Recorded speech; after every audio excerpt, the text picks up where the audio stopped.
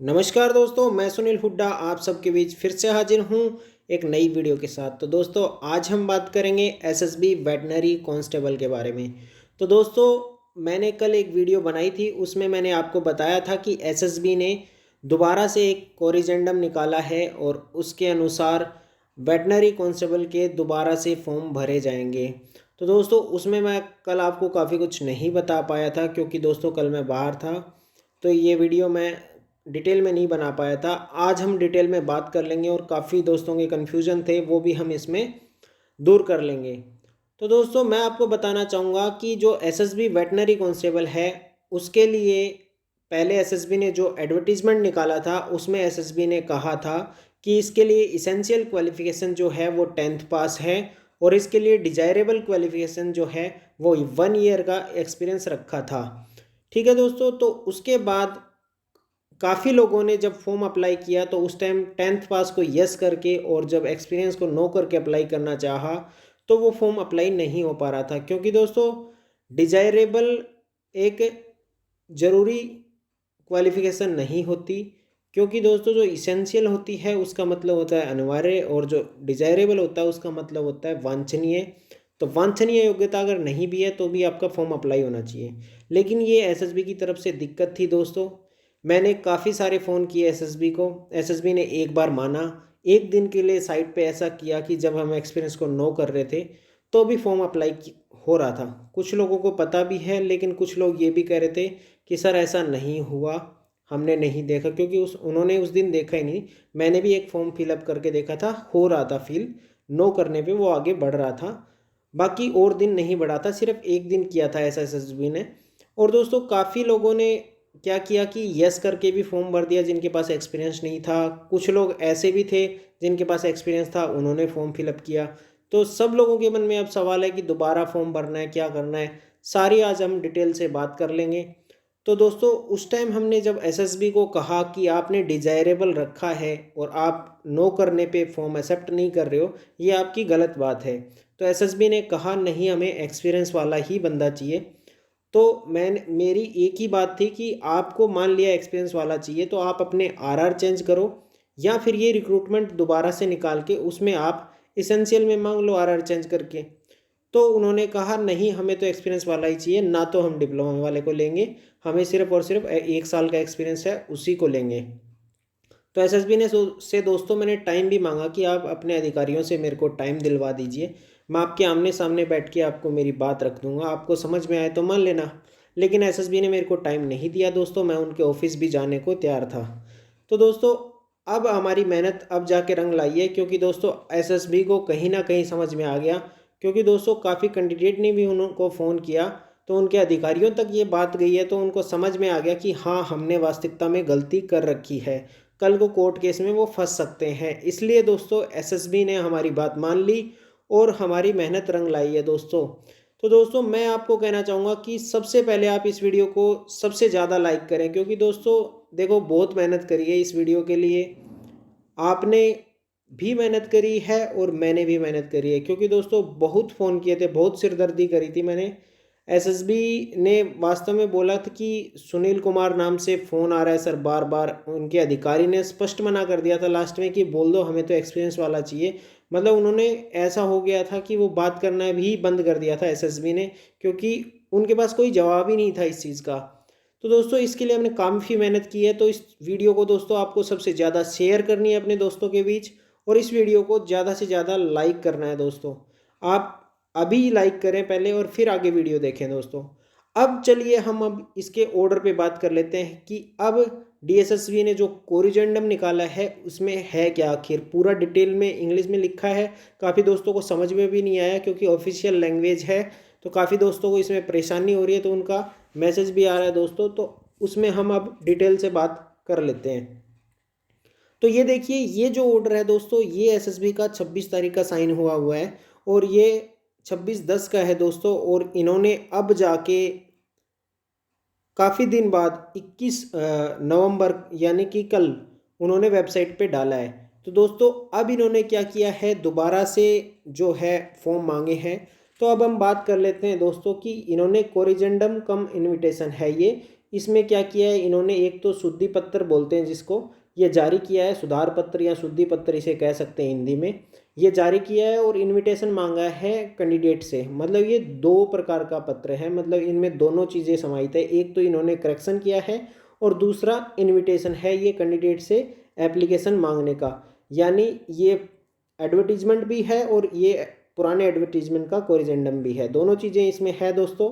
तो अब ये क्या बात कर रहा है एसएसबी ने पिछले एडवर्टीजमेंट का रेफरेंस दिया है पिछली लाइन में, और इन्होंने कहा है कि ये फॉर्म जो है वो 28/8/2020 से 27/9/2020 तक भरे गए थे नॉर्मल एरिया के लिए, और जो रिमोट एरिया थे उनके लिए 4 अक्टूबर लास्ट डेट थी। ठीक है, यहाँ तक ख़त्म हो गया। और as per para 2 of instant advertisement 28/8/2020, और ये कह रहे हैं कि जो पुराना एडवर्टीजमेंट था उसमें जो पैरा नंबर 2 था उसमें क्या था कि 1 ईयर का एक्सपीरियंस था, वो उन्होंने डिजायरेबल क्वालिफिकेशन के अंडर, और जो हेडिंग थी इसेंशियल एजुकेशन और प्रोफेशनल क्वालिफिकेशन के अंदर रखा था। ठीक है, तो ये बात बता रहा है पिछले एडवर्टीजमेंट की, जो पिछला हमने एडवर्टीजमेंट निकाला था उसमें इसेंशियल एजुकेशन और प्रोफेशनल एजुकेशन के हेडिंग के अंतर्गत हमने डिजायरेबल क्वालिफिकेशन में हमने 1 साल का एक्सपीरियंस मांगा था।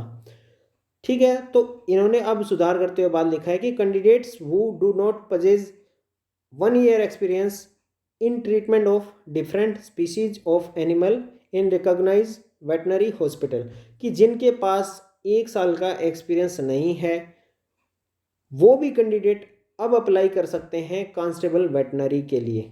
ठीक है दोस्तों, अब इन्होंने साफ साफ लिख दिया है कि जिनके पास 1 साल का एक्सपीरियंस नहीं है वो भी अप्लाई कर सकते हैं। अब आगे इन्होंने दोस्तों डार्क में करके लिखा है कि since 1 candidate can apply for 1 post, इन्होंने लिखा है कि एक कैंडिडेट सिर्फ एक ही पोस्ट के लिए अप्लाई कर सकता है। यानी कि जो पहले इन्होंने एडवर्टीजमेंट निकाला था उसमें उनका एडवर्टीजमेंट था जो वो काफ़ी सारी पोस्टों के लिए था, इसमें ड्राइवर की भी पोस्ट थी, गार्डनर की भी पोस्ट थी, बार्बर की भी पोस्ट थी, वॉशरमैन की भी थी, काफ़ी सारी पोस्टें थी। लेकिन दोस्तों जितनी भी मान लो 10 पोस्टें थी उस टाइम, तो 10 में से सिर्फ एक को ही अप्लाई कर सकता है, ये बात कर रही है एसएसबी। यानी कि अगर आपने वेटनरी के लिए अप्लाई कर दिया तो आप ड्राइवर के लिए अप्लाई नहीं कर सकते, या फिर आपने ड्राइवर के लिए अप्लाई कर दिया तो आप वेटनरी के लिए अप्लाई नहीं कर सकते। तो उस टाइम दोस्तों कुछ कैंडिडेट के पास क्या था कि एक्सपीरियंस नहीं था, तो उन्होंने इसमें वेटनरी में तो अप्लाई किया नहीं, किसी और पोस्ट में अप्लाई कर दिया होगा। इसलिए एसएसबी उन कैंडिडेट को छूट दे रहा है जिन कैंडिडेट ने अदर पोस्ट के लिए अप्लाई कर दिया था लेकिन वेटनरी कांस्टेबल के लिए अप्लाई नहीं किया था। तो एसएसबी कह रहा है कि पहले मान लीजिए आपने ड्राइवर के लिए अप्लाई किया है तो आप अब वेटनरी कांस्टेबल के लिए भी अप्लाई कर सकते हैं, लेकिन आपका जो पिछला एप्लीकेशन है वो निरस्त मान लिया जाएगा। देखिए अगली लाइन में लिखा है the candidates who have already applied for the post may also applied for the post of city veterinary, यानी कांस्टेबल वेटनरी हो गया कि जो कैंडिडेट ऑलरेडी ही अप्लाई कर चुके हैं अदर पोस्ट के लिए, किसी दूसरी पोस्ट के लिए जो पहले से ही अप्लाई कर चुके हैं वो भी अप्लाई कर सकते हैं कांस्टेबल वेटनरी के लिए, if they wish to do so, अगर वो ये करना चाहते हो तो। In such case the candidature of the candidate will be valid for the post of veterinary constable only.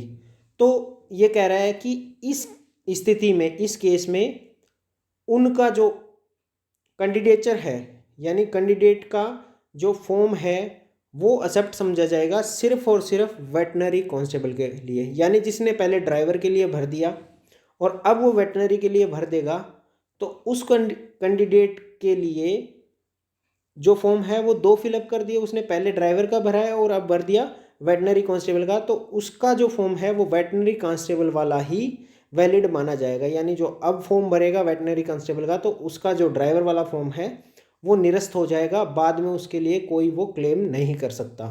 और इन्होंने आगे लिखा है कि the candidature of previously applied post will be treated as cancelled. ठीक है, पहले वाली पोस्ट के लिए उसका जो कैंसिल हो जाएगा, ये चीज़ मैं आपको बता चुका हूँ। The candidate who have already applied for any post and paid the application fee need not to pay application fee again to switch over from any other post to constable veterinary.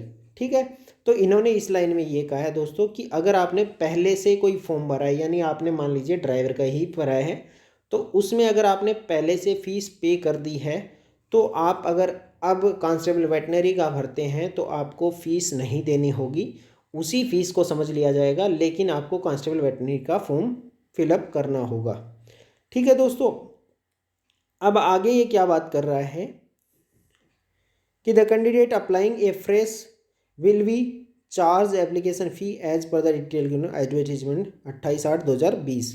तो ये कह रहा है दोस्तों कि जो candidate fresh apply कर रहे हैं उनको फ़ीस पेमेंट करनी पड़ेगी, जो एडवर्टीजमेंट के अनुसार लिखी हुई है कि एससी के लिए क्या है, एसटी के लिए क्या है और फीमेल कैंडिडेट के लिए क्या फ़ीस है, उनके लिए जो जो फ़ीस दी गई है उसी हिसाब से आपको फ़ीस पे करनी होगी।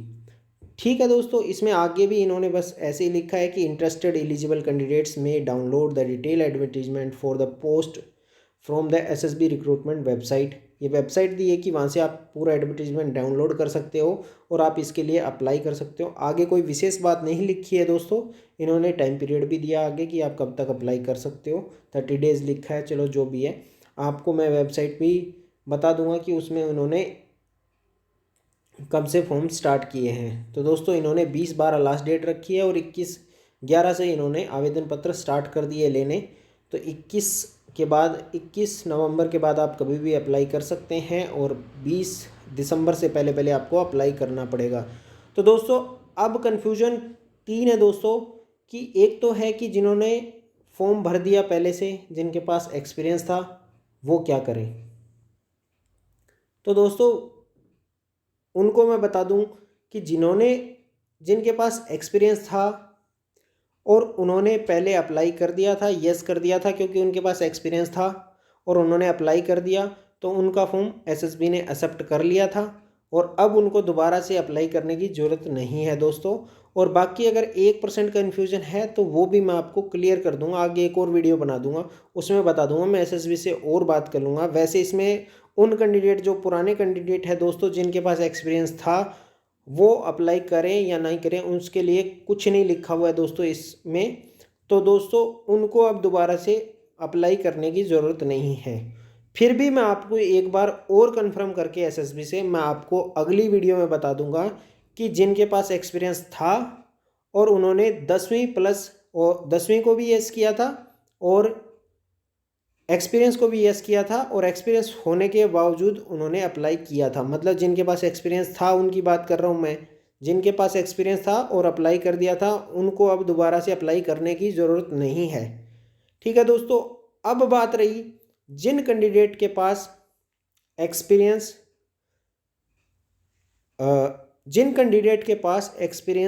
नहीं था फिर भी उन्होंने यस किया और अप्लाई कर दिया।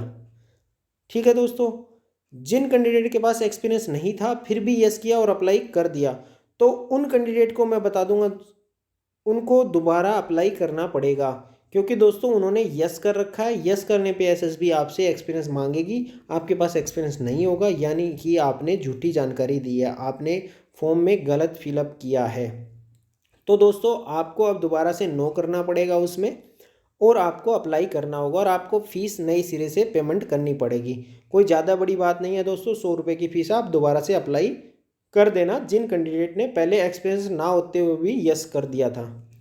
ठीक है दोस्तों, अब रही बात तीसरी बात कि एक दिन के लिए विंडो खुली थी, उसमें उन्होंने नो करके कुछ लोगों ने भर दिया था फॉर्म, तो उनको क्या करना होगा। तो दोस्तों उनको भी दोबारा से अप्लाई करना होगा कि जिन कैंडिडेट ने नो करके, मतलब जो सिर्फ उन कैंडिडेट का ही फॉर्म अब तक वैलिड है जिनके ने एक्सपीरियंस था और यस किया था, मतलब जिनके पास एक्सपीरियंस नहीं है, पहले भी नहीं था और अब भी नहीं है, तो उन कैंडिडेट को अब दोबारा फिलअप करना पड़ेगा। तो तीनों कंडीशन मैंने बता दी दोस्तों। अब दूसरा सवाल आ रहा है कि कुछ कैंडिडेट कह रहे हैं कि हम तो सिर्फ 10वीं पास है, हम एलएसए का फर्स्ट ईयर चल रहा है, सेकेंड ईयर चल रहा है, हमारे पास 1 साल का एलएसए का डिप्लोमा है, 2 साल का डिप्लोमा है, तो दोस्तों मैं बताना चाहूँगा कि LSA और वेटरनरी डिप्लोमे से इसका कोई लेना देना नहीं है। ओनली ये 10th पास वैकेंसी है और इन्होंने डिजायरेबल में एक्सपीरियंस मांगा है, ना कि इसेंशियल में। तो जिस कैंडिडेट के पास भी अगर सिर्फ और सिर्फ 10वीं पास है और इसके एज क्राइटेरिया के अंदर आता है, यानी इसमें जो एज मांगी गई है उस एज के बीच में आप आते हो, तो आप अप्लाई कर सकते हो। हाँ, ये बिल्कुल क्लियर है, आपके पास सिर्फ और सिर्फ 10वीं पास है। आपने वेटनरी की हो ना की हो, एक्सपीरियंस हो या ना हो, आपके पास अगर 10वीं पास है तो आप 10वीं पास को यस करें और एक्सपीरियंस में नो करें, आपका फॉर्म अप्लाई हो जाएगा। आपको एक्सपीरियंस की इसमें कोई ज़रूरत नहीं है। इस स्टेज पे आप बिल्कुल फॉर्म भर पाएंगे, फिजिकल होगा, रिटर्न होगा, सब कुछ हो जाएगा आपका।